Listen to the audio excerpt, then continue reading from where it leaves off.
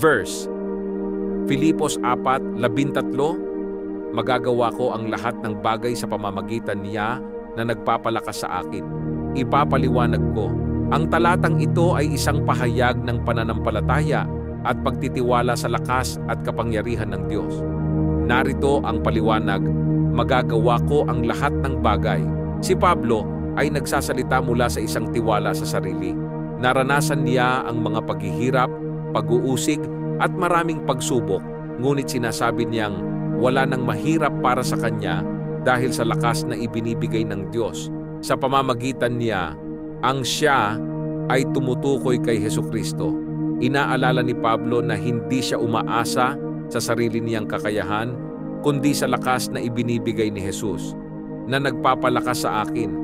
Hindi ang ating sariling lakas ang magbibigay sa atin ng kakayahan upang harapin ang mga pagsubok ng buhay, kundi ang lakas na ibinibigay ng Diyos.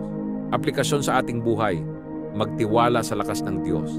Kahit gaano pa kahirap ang sitwasyon, ang Diyos ang ating pinagmumulan ng lakas. Tumulong sa Diyos, huwag lamang umasa sa iyong sariling kakayahan, kundi magtiwala na matutulungan ka ng Diyos upang malampasan ang lahat ng pagsubok. Kaya mo ito. Sa tulong ng Diyos, kaya mong harapin at pagtagumpayan ang lahat ng bagay. Comment Amen if you love this Bible verse, and don't forget to follow or subscribe for more inspirational Bible verses.